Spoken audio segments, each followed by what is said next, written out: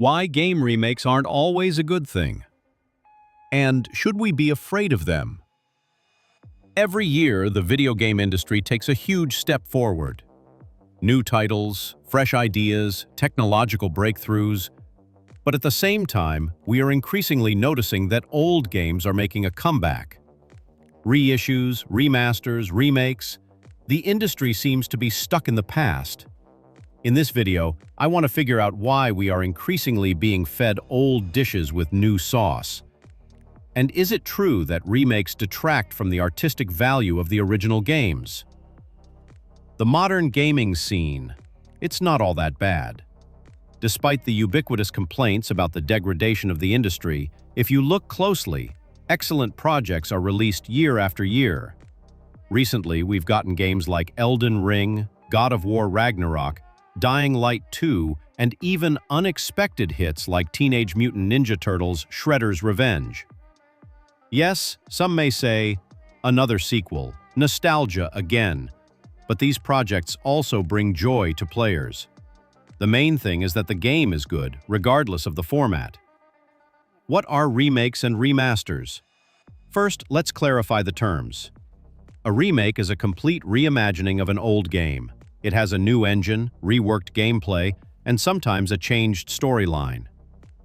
Examples include the updated Mafia and Resident Evil 2 remake.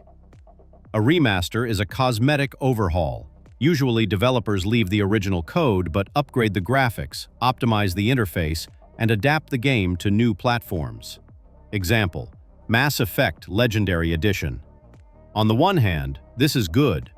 Thanks to remasters, classics become accessible to new generations. But on the other hand, sometimes these re-releases erase the cultural significance of the original. Is repetition the mother of degradation? Let's take 2023-2025 as an example. Almost every quarter there is news that a remake of such and such a game has been officially announced. It has become a trend. But will it last forever? History has seen similar surges before. At one time, every game tried to squeeze in co-op or multiplayer.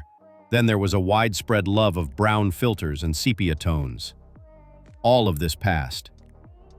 And it is quite possible that the trend for remakes is also a temporary phenomenon. But what about those who are discovering the classics for the first time? Should they really have to play an outdated version just for the atmosphere and context? Context is the soul of the game. Let's say you're watching a black and white movie with voiceover narration and archaic presentation.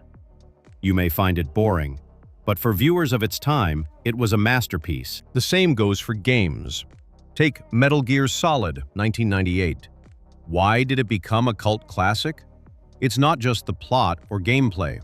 It's the unique staging, which was only possible on that platform with those limitations and Kojima's ideas. It was the vibration, the short rendering distance, and the non-standard cutscenes that created the magic. In the remake, all of this will be reworked and adapted, but the spirit of the era will be lost. Art is not reborn. Video games are not just entertainment. They are a form of art, and any work of art should be viewed in the context of its time. Just as it is pointless to evaluate Black Square without understanding the avant-garde, it is foolish to compare GTA 3 with GTA 5 based solely on graphics. After all, every game has its own technological and cultural environment. When you play the original Silent Hill, you are frightened not only by the plot, but also by the technical limitations that created thick fog and limited visibility. Today, this would be called optimization, but back then, it was a tool for creating atmosphere, when a remake is needed. Nevertheless, there are cases when a remake is necessary. For example, The Witcher. The gameplay is morally outdated, but the plot is fire. System Shock, an important game for the industry, but not accessible to everyone. Final Fantasy VII is a cult JRPG that has been adapted to the tastes of modern gamers without losing its soul. Remakes can become a bridge between generations. The main thing is not to try to replace the original, but to coexist with it. when a remake is a substitution. The problem is not only the number of remakes. The real trouble is how they are presented. Increasingly, publishers are not just re-releasing games, but removing the original versions from sale to force players to buy the updated ones. There are plenty of examples. Ubisoft removed the original version of Assassin's Creed 3 from stores after the release of the remaster. Yes, it seems understandable. Business, profit. But think about it. We are deprived of the opportunity to compare, to see how the engine, lighting, and animation have changed. This deprives us of historical and cultural perspective. The same thing happened with the GTA trilogy. After the release of the definitive edition, the originals disappeared from digital platforms. Rockstar simply swept away the past in order to sell the updated product. GTA, a legend blurred by filters. Many expected something grand from the GTA remastered trilogy. However, they got a product that caused disappointment rather than nostalgia. Instead of a stylish rework, there are controversial graphics, crooked models, bugs, and a completely inappropriate cartoonish style. The characters look like they escaped from Fortnite, rather than being born in the PS2 era. The irony is that the gameplay remains the same.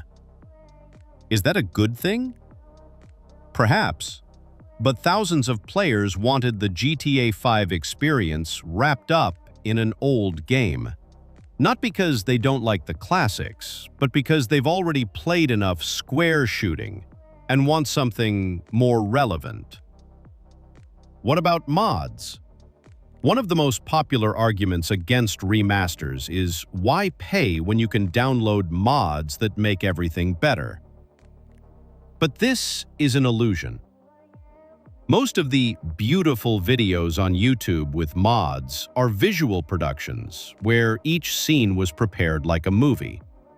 In practice, these mods crash, conflict, and overload the old engine. Not every PC from 2005 will understand what 4K textures are, and mods are rarely optimized. The sun shines like a headlight, rain becomes acidic, and water looks like liquid metal. Mods are good, but a full-fledged, high-quality remaster is still better if it's made with love. But if it's sloppy, then yes, mods are better. Lost details that matter. Each generation of games is born in specific technical and social conditions, and when those conditions disappear, so does part of the context. An example? In the original Metal Gear Solid, the gamepad vibrated during certain scenes, including when Psycho Mantis read your mind. It was a technical marvel at the time. In the remake, it will just be another vibration. People won't understand how cool it was in 1998. Or the fog in Silent Hill, created not for atmosphere but because of poor rendering distance. And yet, it became a canonical element of horror. These limitations created the magic. When we remove them, we remove the soul of the game. Why remakes aren't always bad. But let's be honest, remakes can be a good thing. Some games are impossible to replay today. Either they are technically incompatible or too outdated. System Shock, Final Fantasy VII, and Demon's Souls are examples of excellent remakes where the idea of the original is preserved and the mechanics are modernized. Thanks to such projects, classics are given new life instead of dying in obscurity. It is important to remember that a remake should not replace the original. It should go hand in hand with it. Just like in cinema, a new film based on a book does not negate the hearing of the book itself. What are we being deprived of? When a publisher removes the original game from sale, it kills the opportunity for analysis and comparison, the opportunity to experience that very era, the right to choose. It's like rewriting history. replacing old books with modern adaptations where the characters speak new slang and the events take place in other countries. And yes, many of these originals are available on torrents, but the fact remains, the industry is forcibly pushing players towards re-releases. Who is to blame?